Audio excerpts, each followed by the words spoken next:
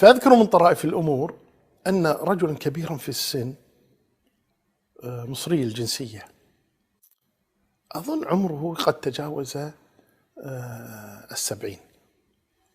فالمهم هذا الرجل سأل سؤالا عن الطواف، ولا أدري الآن ما هو السؤال يعني، لأن أخي خالد هو الذي أجابه، فأنا لا أذكر السؤال تماما، لكن عن أحكام الطواف.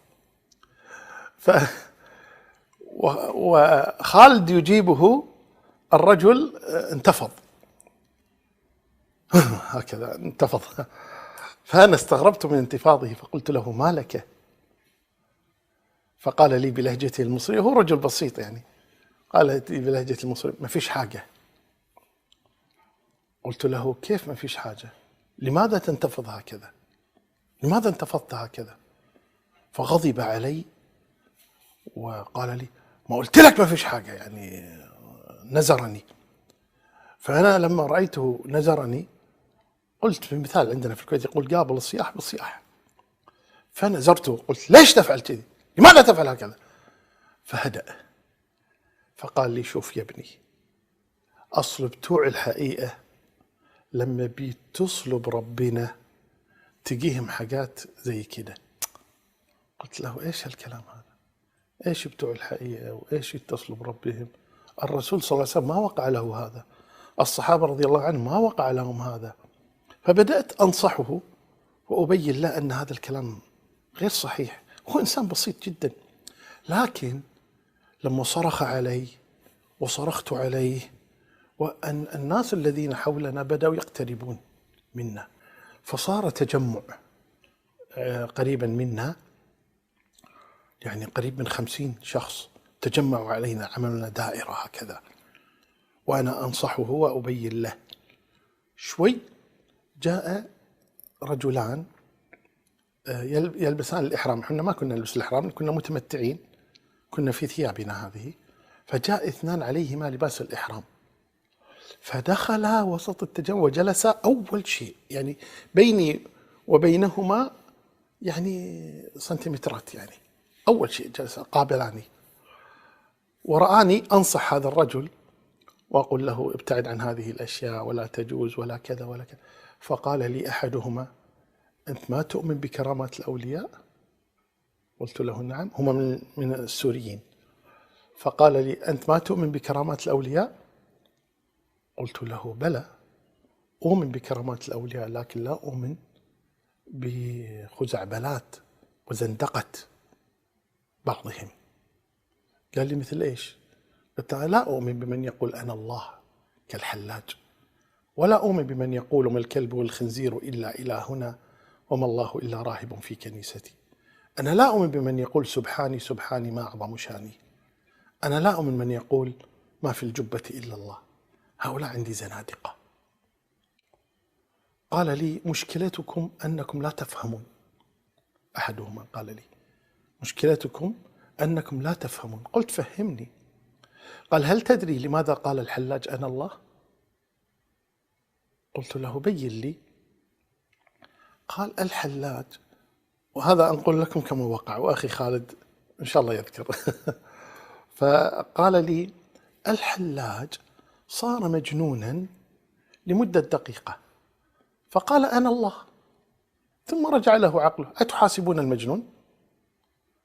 وهم يسمونه الفناء والاصطلام وما أدري إيش من التسميات التي يسمون بها مثل هذه الأفعال. فالمهم قال: فنا في الله.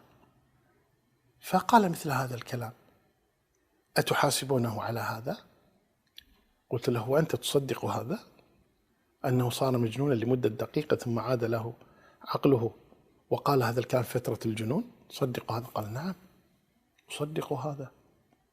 والدليل؟ قلت له: ما الدليل؟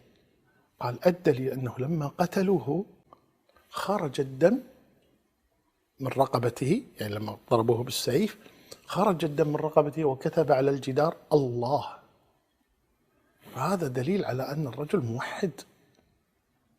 وقدر الله سبحانه وتعالى أنني قبل هذه الجلسة بشهر أسبوعين قريب، يعني وقت قريب جدا، كنت قد قرأت كلاما للشيخ الإسلام ابن تيمية طرح عليه مثل هذا الكلام، وهو أنه قال للشيخ الإسلام ابن تيمية الحلاج على يعني صواب، بدليل أنه لما قتل كتب على الجدار الله بدمه.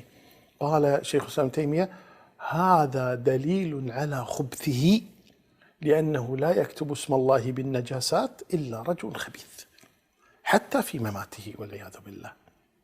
فقلت له ذلك الكلام، يعني ما قاله شيخ الإسلام ابن تيمية، قلت له، ولكن ما نسبته إلى ابن تيمية رحمه الله تعالى، قلت له هذا دليل على خبثه، وإلا كيف يكتب اسم الله بالنجاسات؟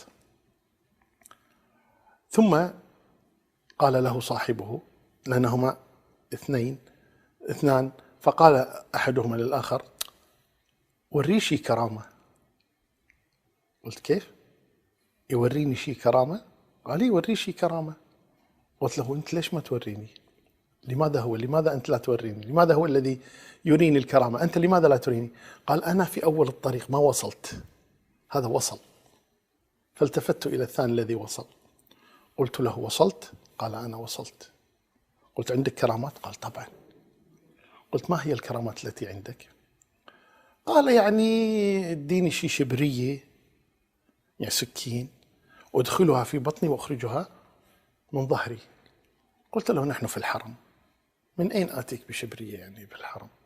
وفي ذلك اليوم في تلك السنة، يعني بعد ثورة الإيرانيين والعياذ بالله وخبثهم وفعلهم ما فعلوه في الحج، كانوا يفتشون كل داخل. قلت كيف أدخل لك سكينا إلى الحرم؟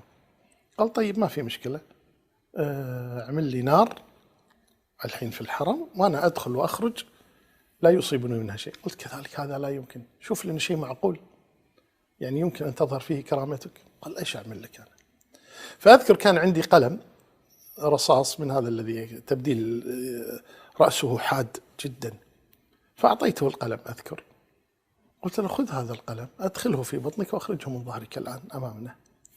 فأذكر تماما أخذ القلم وصار يلمس هذا رأس القلم بيده بإصبعه هكذا، بعدين رماه هكذا، ما سلمني إياه، رماه وقال لا ما يصلح هذا، مش حد. قلت له طيب أنتم أهل الخطوة؟ قال نعم. قلت له الآن أمامنا كلنا، الآن التجمع صار يمكن أكثر من 50 الذين حولها الآن ونحن نتناقش وكذا، أنا حتى خفت قلت الآن يمسكون بنا. طيب فالمهم قلت له حب الحجر وتعال، كان زحام على الحجر. قلت أنتم أهل الخطوة، اقفز الآن، حب الحجر ونحن نراك، أشر لنا ونحن نراك، وارجع إلينا الآن. فقال لي لا شوف، هذه لسه ما وصلت لها أنا، يعني هذه الكرامة أنا في أول الطريق أو في وسط الطريق، المهم هذه لم أصل إليها. فأنا لما رأيت الناس تجمعوا كثيرا وكذا والكلام خلاص انتهى، يعني قلت كل ما عندي تقريبا وقال كل ما عنده، فقلت لهم أيها الناس انفضوا الآن، وقلت له أريدك بكلمة بيني وبينك، هذا الذي عنده كرامات. قال طيب. فأذكر أخذته وطفت معه نصف شوط على سطح الكعبة، سطح المسجد، فصرنا نمشي وصرت أكلمه، قلت ألا تتق الله؟ ما هذا الذي تفعله؟ ما فعله الصحابة ولا فعله الرسول صلى الله عليه وسلم ولا فعله أئمة الإسلام، لماذا تفعلون هكذا؟ تضع شبرية وتشب نار وكذا، وهذه العقائد الفاسدة وكذا، وتدافع عن المفسدين وكذا. فقال لا، هذا من باب الدعوة إلى الله تبارك وتعالى.